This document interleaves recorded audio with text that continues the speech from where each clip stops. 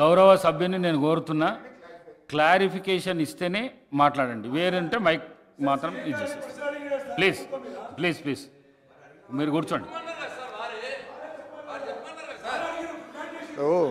గౌరవనీయులు స్పీకర్ గారు, మీరంటే మాకు చాలా గౌరవము. సభా రికార్డులు ఒకసారి వెరిఫై చేయండి please. Verify the records of this house. ఆ రోజు 5 శాసనసభ్యులే కాంగ్రెస్ పార్టీకి ఇక్కడ ఉన్నా, భట్టి గారు గవర్నర్ ప్రసంగం మీద మాట్లాడినాక మళ్ళీ శ్రీధర్ బాబు గారు లేచి మైక్ అడిగితే కూడా క్లారిఫికేషన్లో 10 నిమిషాలు శ్రీధర్ బాబు గారికి ఇచ్చాం. అంటే ఆ రోజు నేను కూడా శాసనసభ వ్యవహారాల మంత్రిగా పనిచేశాను, వారు కూడా పనిచేసినారు. We are so democratic, we are so democratic. 5 సభ్యులున్న భట్టి గారు గంటన్నర మాట్లాడినరు, తర్వాత శ్రీధర్ బాబు గారు 10 నిమిషాలు మాట్లాడితే కూడా క్లారిఫికేషన్లో సమయం ఇచ్చినటువంటి నేపథ్యం ఈ సభకు ఉన్నది. అయితే ఇప్పటిదాకా ముఖ్యమంత్రి గారు మేము చాలా ప్రజాస్వామ్యము, మేమేదో ఇనుప గోడలు పలగొట్టినాము, మేము ప్రతిపక్షాలకు ఎంత టైం అయినా ఇస్తామని మాట్లాడిండ్రు. ఇప్పుడు మాటలు కోటలు దాటుతున్నాయి కానీ చేతలు గడప దాటని పరిస్థితి. ఇది మొదటి సభ, మొదటి గవర్నర్ ప్రసంగము. ఇప్పుడే మీరు మా గొంతు నొక్కితే ఇక రేపు మాత్రం మీరు మాకు ఎట్లా న్యాయం చేస్తారని భావించాలి అధ్యక్ష. గౌరవనీయులు ముఖ్యమంత్రి గారు చాలా విషయాలను స్లీపింగ్ రిమార్క్స్ చేశారు. నేను మధ్యలో లేచి పాయింట్ ఆఫ్ ఆర్డర్ లేవనెత్తిన, క్లారిఫికేషన్ అడిగే ప్రయత్నం చేసిన.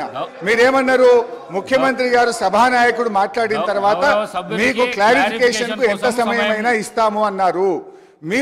నేను అప్పుడే పాయింట్ ఆఫ్ ఆర్డర్ లేవనెత్తితే కూడా మీరు కనీసం మా వైపు చూడకుండా వారు అయిపోయిన తర్వాత ఇస్తా అన్నారు. So he made lot of sleeping remarks.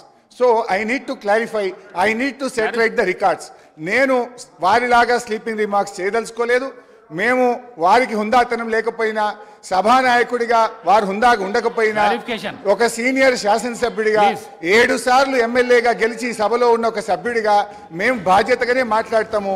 సభ యొక్క రికార్డును మేము సెటరేట్ చేసే ప్రయత్నం చేస్తే తప్ప వారిలాగా నేను రిమార్క్స్ చేయదలుచుకోలేదు. దయచేసి, ఎందుకంటే వారు గంటన్నర సేపట్లో మా పార్టీ మీద, మా పాలన మీద ఇష్టం వచ్చినట్టుగా మాట్లాడింది కనుక మినిమం 15 నిమిషాల సమయం ఇవ్వాలని మిమ్మల్ని కోరుతూ ఐఎమ్ స్టార్టింగ్. అధ్యక్ష, ఈరోజు నువ్వు ఎంత లేచినా నీకు మంత్రి పదవి రాదులే అన్న.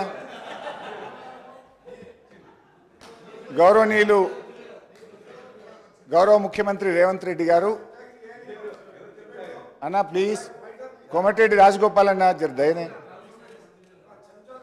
ప్లీజ్ ప్లీజ్ దయ, మీ దయ అన్న, నేను చెంచానులే అన్న. ఇప్పుడు గౌరవనీయులు ముఖ్యమంత్రి గారు మాట్లాడుతూ వారి ప్రసంగం నేను చాలా జాగ్రత్తగా కూర్చొని విన్నాను అధ్యక్ష. వారు ఇంకా ఈ రాష్ట్రానికి ముఖ్యమంత్రి అయినట్టుగా భావించడం లేదు. వారి ప్రసంగ తీరు కానీ, ఈ సభ వారు నడుపుతున్నటువంటి తీరు చూస్తూ ఉంటే ఇంకా ఆయన ప్రతిపక్షంలో ఉన్నట్టు, ఒక పిసిసి అధ్యక్షుడిగా ఉన్నట్టు, ఒక స్లీపింగ్ రిమార్క్స్ ఎలక్షన్ స్పీచ్ తరహాలో వారు మాట్లాడుతూ ఉన్నారు. బాధ్యతాయుతంగా మాట్లాడతారేమో, వారు మారుతారేమోనని నేను భావించాను. కానీ వారి ప్రసంగం అంతా కూడా ఒక ప్రతిపక్షంలో ఆ రోజు ఎట్లయితే గోబల్స్ ప్రచారం చేస్తూ ఒక అబద్ధాన్ని 100 సార్లు చెప్తే నిజమైద్దన్న రీతిలో గతంలో వ్యవహరించారో, ఇవాళ సభానాయకుడు కూడా అదే తీరును వారు ప్రదర్శించడం ఇది దురదృష్టకరం. ఈ సభకు ఆయనకు మంచిది కాదని నేను హితవు పలుకుతా ఉన్నాను.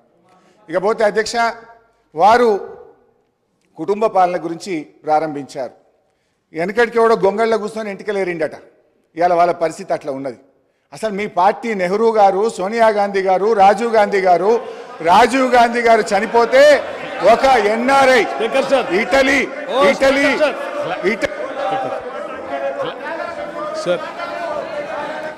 గౌరవ శాసనసభ్యులకు క్లారిఫికేషన్ మాత్రమే ఇవ్వండి. చర్చకు అవకాశం కలిగించకండి. చర్చకు అవకాశం కలిగించకండి. క్లారిఫికేషన్ ఇవ్వండి. Please please please please please please మీరు వెళ్ళండి.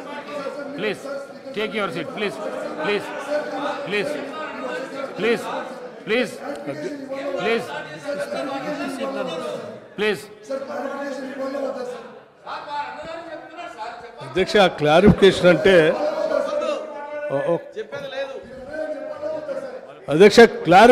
అంటే ధన్యవాదాలు చెప్పినటువంటి గౌరవ సభ్యులు వారు తృప్తి పడకపోతే తిరిగి మరి వారు ఏమన్నా ఒకటి రెండు ప్రశ్నలు అడిగితే మళ్ళీ ఏమైనా సమాధానం చెప్పడానికి సభానాయకులు గారికి ఆలోచన ఉంటుంది.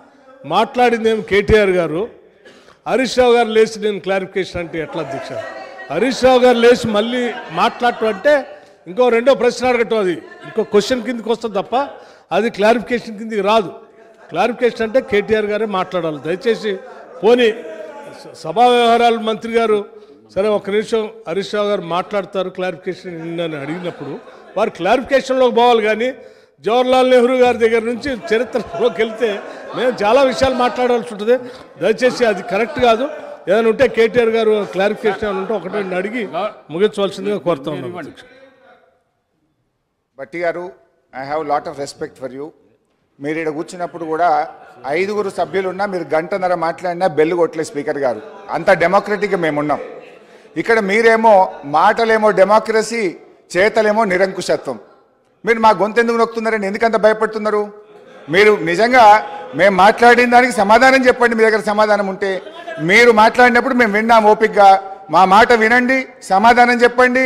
మీరు అన్నారు కదా రాత్రి 12 దాకా కూర్చుందాం, తొందర ఏమున్నది? Come on let us discuss.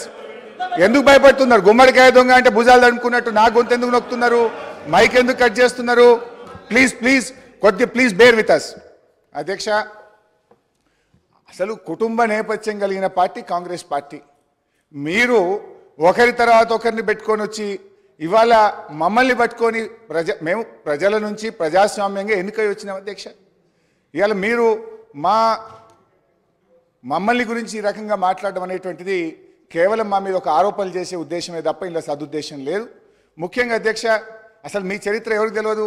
మన తెలంగాణ ముద్దుబిడ్డ పివి నరసింహారావు గారు ఈ దేశ ప్రధానమంత్రిగా చనిపోతే కనీసం చూడడానికి కూడా పోనటువంటి పార్టీ మీ కాంగ్రెస్ పార్టీ.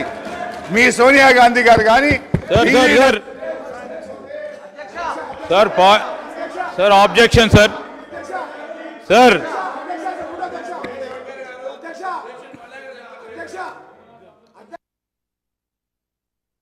చర్చకు దారి తీయకండి, క్లారిఫికేషన్ అడగండి.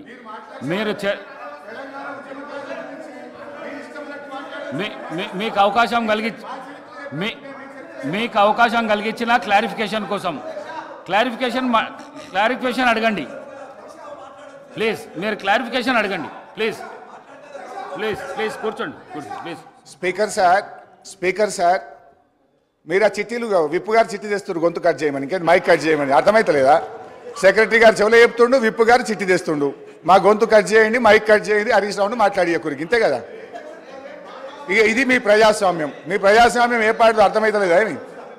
అధ్యక్ష, ఆ రోజు పివి నరసింహారావు గారు చనిపోతే కనీసం ఈ దేశ ప్రధానమంత్రిగా పనిచేసిన మన తెలుగు బిడ్డ గుంటెడు జాగ కూడా అయ్యేటువంటి చరిత్ర మీ కాంగ్రెస్. అధ్యక్ష, ఇది మరీ అన్యాయం. వారికి గౌరవ సభ్యులు సీనియర్ సభ్యులని వారికి క్లారిఫికేషన్ కోసం మైక్ ఇస్తే 2 సార్లు 3 సార్లు 4 సార్లు విజ్ఞప్తి చేశాం. వారు చేసి సభా వ్యవహారాల మంత్రి చేశారు, నేను చేశాను. క్లారిఫికేషన్ ఏదంటే అడగండి అన్నాం, అది వదిలిపెట్టారు.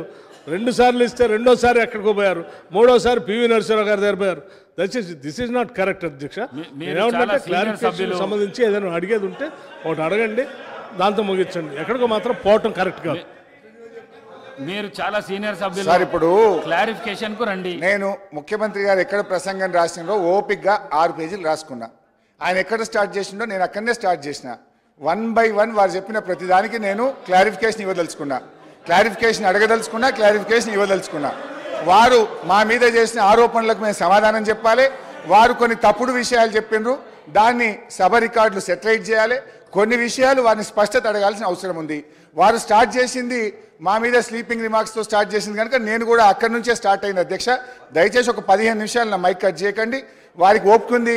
ముఖ్యమంత్రి గారు చాలా గొప్పగా చెప్పిండు, ఇది ప్రజాస్వామ్యము, ఎంతసేపు అన్న వాళ్ళు మాట్లాడని అన్నాడు, వాళ్ళని ఇక్కడి నుంచి పోనీ అన్నాడు. నేను కూడా ఆయన ఇక్కడి నుంచి పోనీయదలుచుకోలేదు. వాళ్ళు కూడా నా మాట వినాల్సిందే, వాళ్ళు కూడా ఇక్కడ కూర్చోవాల్సిందే. వాళ్ళ మాటల్లో నిజం ఉంటే, నిజాయితీ ఉంటే నా మైక్ కట్ చేయకుండా వినాలని కోరుతా ఉన్నా. మైక్ కట్ చేస్తే ప్రజలు గమనిస్తారు, వీళ్ళ అన్ని మాటలే వీళ్ళ చేతల్లో లేవు. నేతి బీరకాయలో నెయ్యి ఎంతుందో ఈ కాంగ్రెస్ పార్టీ పాలన మాటల్లో నిజమంతుందని ప్రజలు అనుకునే అవకాశం ఉంది. సో అందువల్ల 15 నిమిషాలు నా మైక్ కట్ చేయొద్దు. నా మాటలు వాళ్ళకి నిజాయితీ ఉంటే, వాళ్ళు చెప్పిన మాటలు నిజమైతే ఓపికగా వినమని చెప్పండి. అధ్యక్ష, let me start. Don't interrupt me. మీరు ముఖ్యమంత్రి గారు మాట్లాడితే మేము విన్నాం. ఇక రాసుకున్నా, నేను 8 పేజీలు రాసుకున్నా, ఓపిక్గా పెన్ను బట్టి రాసుకున్నా. మీరు రాసుకోండి, మళ్ళీ నాకు సమాధానం చెప్పండి. మీరు సమాధానం చెప్పండి నాకు.